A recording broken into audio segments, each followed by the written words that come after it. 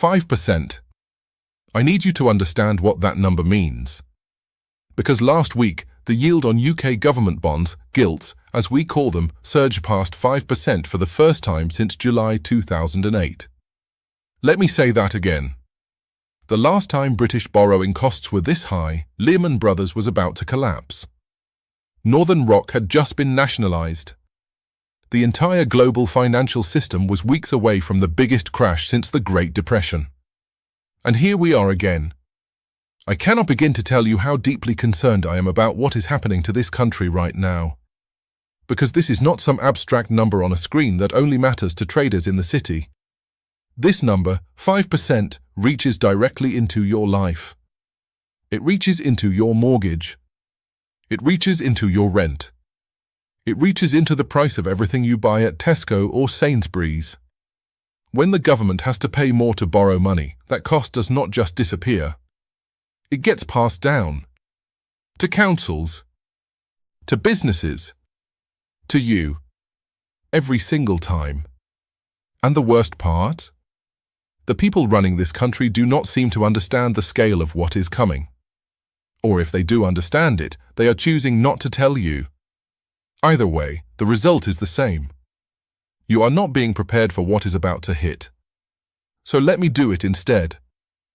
Let me walk you through what has happened in just the last 30 days. Because the speed of this is what makes it so frightening. At the beginning of March, markets were expecting the Bank of England to cut interest rates. 2 cuts were priced in for 2026. Mortgage rates had come down below 4% on the best deals. There was genuine optimism that the worst was behind us. Then the war in Iran started. And everything reversed. In the space of 4 weeks, gilt yields have surged by over 75 basis points. That is enormous. To put that in perspective, during the Liz Truss mini-budget crisis in 2022, gilt yields spiked by about 100 basis points and it nearly collapsed the pension system. We are now 3/4 of the way to that level of shock, and nobody is talking about it. But it gets worse. Markets have now completely abandoned any expectation of rate cuts this year. Instead, traders are pricing in 2 to 3 rate hikes. The Bank of England base rate could go from 3.75% to 4.5% by the end of the year. Think about what that means for anyone with a variable rate mortgage. Think about what that means for anyone whose fixed deal is coming to an end this year. Average mortgage rates have already climbed back above 5%. Barclays and Nationwide have pulled their sub-4% deals. The cheapest fixed rates that were available 2 weeks ago are gone. Just gone. Pulled from the market overnight. And here is the number that should terrify every homeowner in this country. The OECD has just downgraded Britain's growth forecast to 0.7%. Not 2%. Not 1.5%. 0.7%. That is barely above stagnation. That is an economy that is essentially flatlining while costs are going up. I keep repeating these numbers because they are hard to grasp. Rising borrowing costs. Rising mortgage rates. Rising energy bills. Rising food prices. And an economy that is growing at less than 1%. That combination has a name. It is called stagflation. And it is the single worst economic outcome a country can face. Because it means everything gets more expensive while the economy gets weaker. Just think about that. Billions of pounds in additional costs. And nobody at the top seems to have a plan. I am going to say this bluntly. Keir Starmer and Rachel Reeves inherited a difficult situation. I will give them that. But what they have done since taking office has made things measurably worse. And the timing could not be more catastrophic. From this week, the 1st of April, businesses across Britain face higher business rates, higher minimum wage costs, and higher national insurance contributions. All at the same time. This is not my opinion. This is what the Chancellor herself announced in her budget. UK Hospitality, the industry body, has put out the numbers. The average hotel in England will pay £28,900 more this year. That is a 30% increase. The average restaurant faces a 15% rise in business rates. And across the entire hospitality sector, wage increases alone will add £1.4 billion in additional costs. £1.4 billion. And that is just one sector. The result?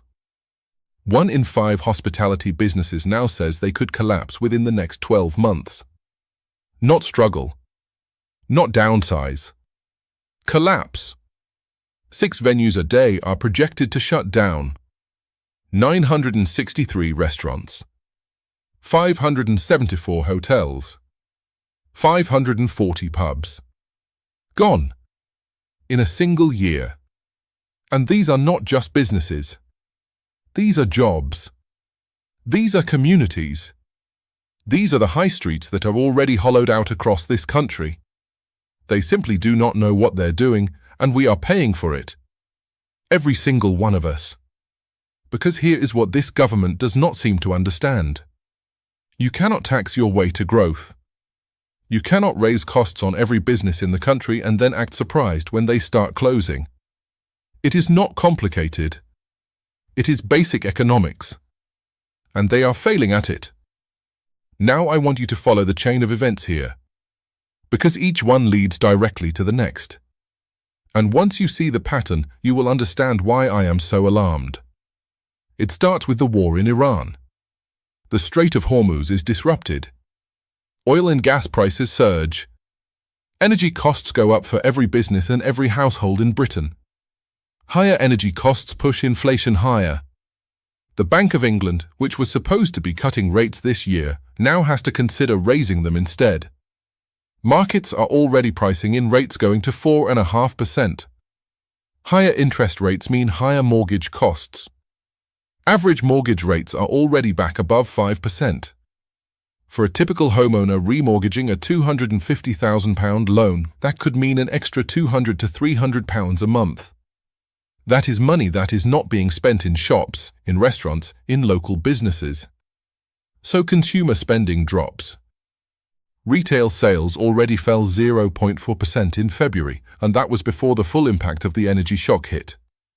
Consumer confidence has plunged to its lowest level in more than 2 years. People are scared. And when people are scared, they stop spending. When spending drops, businesses suffer. Revenue falls. But their costs, energy, wages, rates, insurance, those keep going up. So margins get crushed. Businesses that were barely surviving start failing. 3,353 hospitality businesses entered insolvency in 2025. The number for 2026 could be significantly worse. When businesses fail, people lose jobs. The hospitality sector alone has already lost between 89,000 and 100,000 jobs since the October 2024 budget. UK Hospitality warns that another 100,000 could go. And hospitality is just one sector. Manufacturing, retail, construction, they are all under the same pressure. When unemployment rises, tax revenue falls. The government collects less income tax, less national insurance, less VAT. But its own borrowing costs are going up because gilt yields are at 5%. So the deficit grows. The national debt grows. And what does the government do? It borrows more. At 5%. And remember, what happens in the bond market does not stay in the bond market. Higher gilt yields mean higher interest payments on the national debt. The government is already spending more on debt interest than it spends on defense.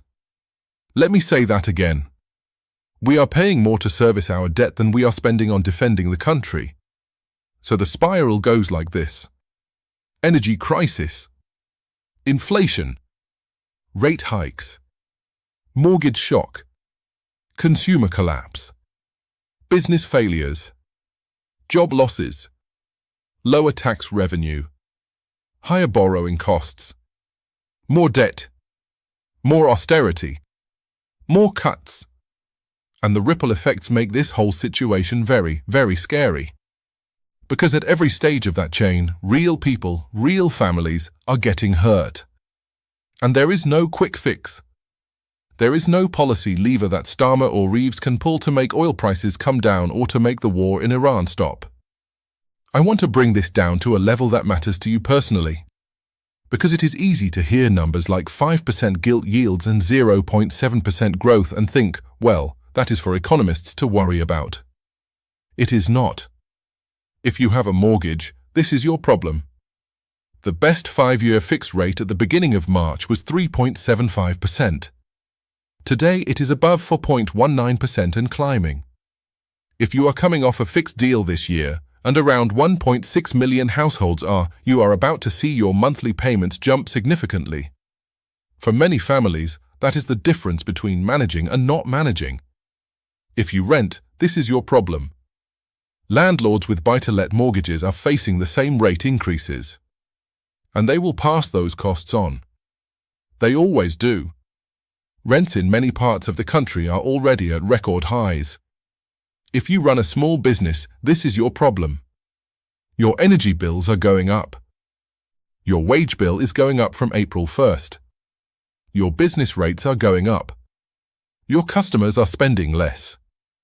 And if you need to borrow to stay afloat, the cost of that borrowing just went up too. If you are retired, this is your problem. Because inflation erodes the value of your savings and your pension. And if the government has to make cuts to balance the books, which it will, eventually, public services are where those cuts will fall.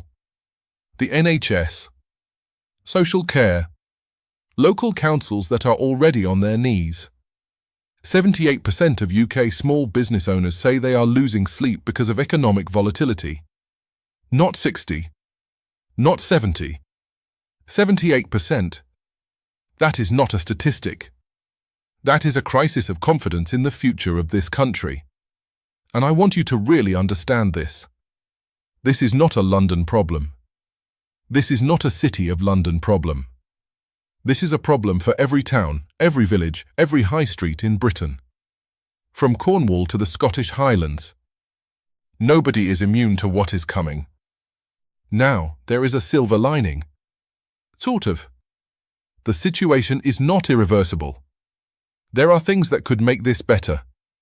Let me list them. First, the war could end. If there is a diplomatic resolution in the Middle East, a ceasefire, the Strait of Hormuz reopens, oil flows normally, then energy prices come back down, inflation eases, and the Bank of England can go back to cutting rates. That would take enormous pressure off households and businesses. Second, the government could reverse some of its most damaging policies. The business rates increases. The national insurance hike for employers. The wage increases that are crushing small businesses. If Reeves acknowledges that the timing is catastrophic and delays implementation, that could prevent thousands of closures. Third, the Bank of England could hold its nerve. Instead of hiking rates, it could wait. It could accept slightly higher inflation in the short term to avoid pushing the economy into recession. Some members of the Monetary Policy Committee have already argued for this. Policymaker Alan Taylor has said he sees a high bar for raising rates and wants to wait for more clarity. Fourth, global energy markets could stabilize faster than expected. Renewables are now providing more of Britain's energy than ever before. If the government accelerates its clean energy program through institutions like the National Wealth Fund, it could reduce exposure to oil shocks over time. But here is the catch. And it is a simple one. Every single one of those things requires either political courage, diplomatic breakthroughs, or luck. And right now, we are short on all three. The war shows no signs of ending. The government shows no signs of reversing course. The Bank of England is under enormous pressure to act. And energy markets remain volatile. So if we do not pay attention, if we look away, the consequences will be severe. And they will last for years. So what happens next? Let me lay it out step by step. Step 1. Energy prices stay elevated. This has already happened. Oil is up over 40% since late February. Natural gas prices in Europe have risen by more than 30%. British households will feel this directly when the energy price cap is updated in July. Cornwall Insight estimates the cap could jump by nearly £200. That is money straight out of your pocket. Step 2. Inflation climbs back up. It was supposed to be coming down. Instead, economists now warn it could exceed 5% later this year. That means everything, food, fuel, clothes, services, gets more expensive. Again. Step 3. Interest rates go up instead of down. The Bank of England was expected to cut to 3%. Now markets are pricing in hikes to 4.5%. Mortgages, loans, credit cards, all more expensive. Step 4. Businesses fail at an accelerating rate. 6 hospitality venues a day. But it will not stop at hospitality. Retail, construction, manufacturing, professional services, the pressure is spreading across every sector. Insolvencies are already elevated and the worst is yet to come. Step 5. Unemployment rises. When businesses close, people lose jobs. When people lose jobs, they stop spending. When they stop spending, more businesses close. It is a vicious cycle that is very difficult to break once it starts. Step 6. The government runs out of room. Higher borrowing costs, lower tax revenue, rising demand for benefits and public services. The fiscal headroom that Rachel Reeves barely had is gone. The choices become ugly. Cut spending? Raise taxes? Both? I want you to look at that list. Steps 1, 2, and 3 are already happening. Right now. Steps 4 and 5 are beginning. Step 6 is coming. That is not fear. That is clarity. And the most dangerous thing you can do right now is assume that someone else is going to fix this. Because right now, nobody is. Here is what I want to leave you with. Britain has been through hard times before. We have been through recessions, we have been through energy crises, we have been through periods where it felt like the whole system was coming apart. And every time, eventually, we got through it. But we only got through it because people paid attention. Because people demanded better from their leaders. Because people refused to accept that this is just the way things are. So I am asking you to pay attention now. Watch the gilt yields. Watch the Bank of England's next decision. Watch what happens to mortgage rates in April and May. Watch the energy price cap in July. Watch the insolvency numbers. Because knowledge is your first defense. It always has been. If you understand what is happening, you can prepare. You can make better decisions for your family, for your business, for your future. If you found this helpful, please consider subscribing. I do not have a big team behind me. I do not have corporate sponsors. I just have the data and a willingness to tell you what I see. Stay awake. Stay aware. Stay vocal. I will see you next time.